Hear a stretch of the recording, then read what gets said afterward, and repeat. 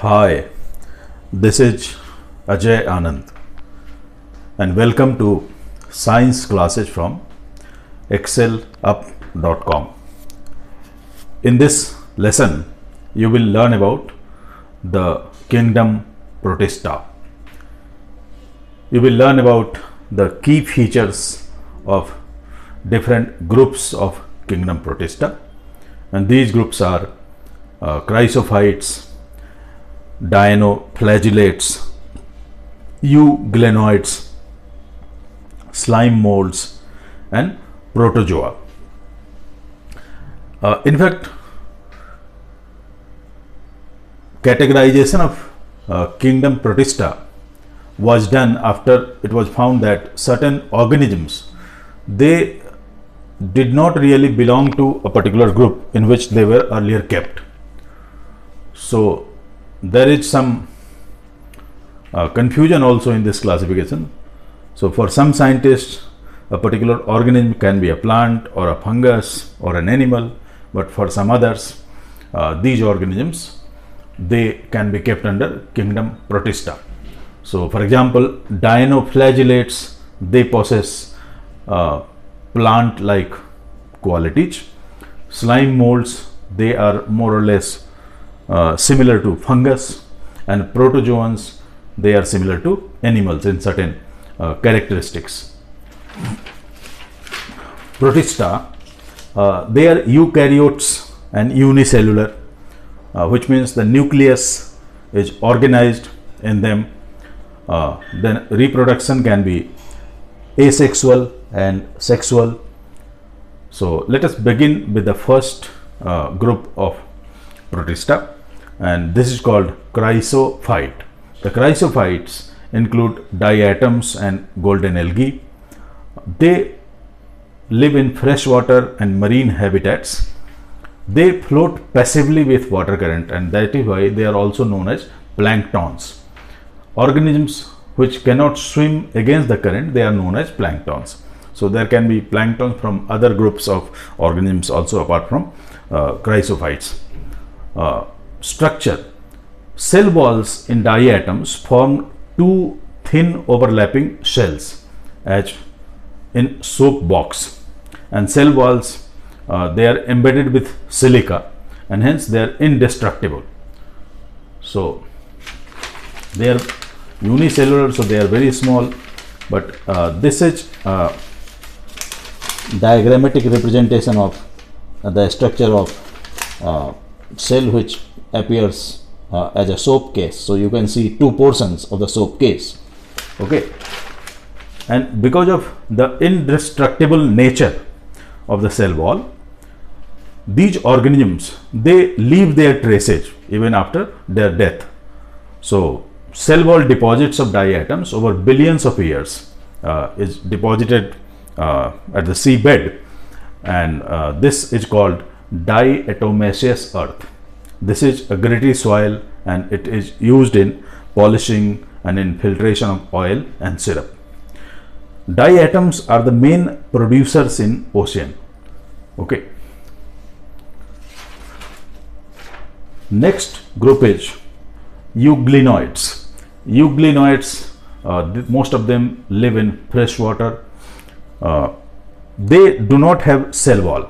Instead of the cell wall, there is a protein rich layer called pellicle, and because of the presence of pellicle, the body of euglenoids, it becomes flexible. There are two flagella, one of them is long and another is short. They are photosynthetic in presence of sunlight, but in case of absence of sunlight, they can behave like heterotrophic organisms. So example is euglena. Then the third group is dinoflagellates. These are marine, photosynthetic, and they have two flagella. One flagella is longitudinal in orientation, and another flagella is horizontal in orientation. The outer surface of the cell wall in dinoflagellates, it contains a stiff cellulose plates, so it gives it a hard structure. Slime molds. Slime molds are saprophytic and they move along decaying twigs and leaves so that they can feed on decaying organic matters. Okay.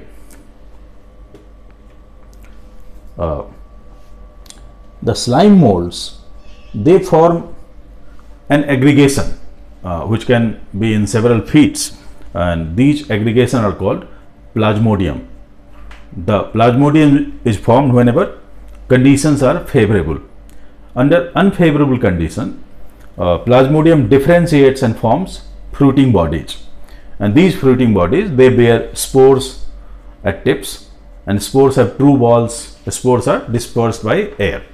So these are more or less similar to fungi.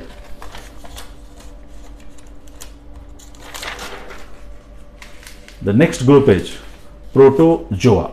Protozoa are similar to animals. They are phagocytic, that means they engulf their food and digestion happens inside the body. They are heterotrophs, they can be predator or parasites. The protozoa is divided into 4 groups.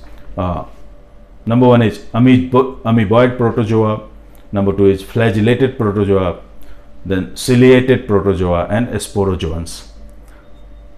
Amoeboid protozoans, they live in fresh water, they also live in sea or in moist soil, and they form pseudopodia. Pseudopodia are feet-like structure, and since they are not exactly feet, so they are called pseudopodia. Pseudo means false, so false feet are there.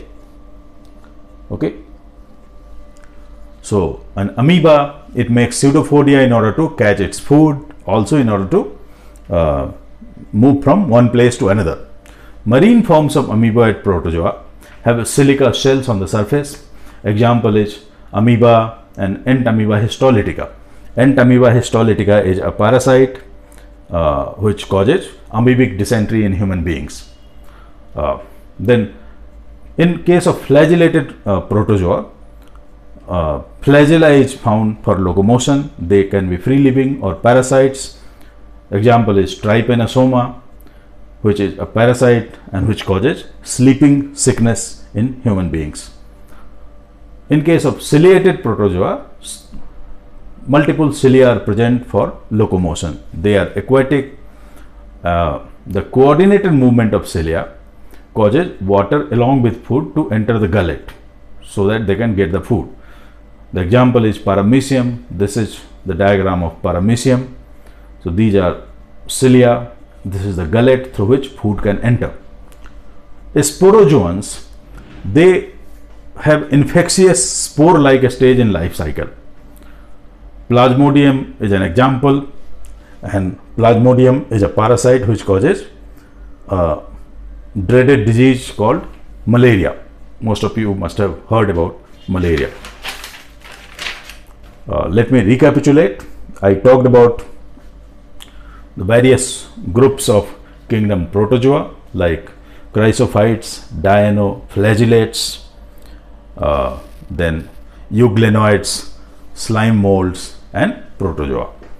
That's all for this lesson. Thank you.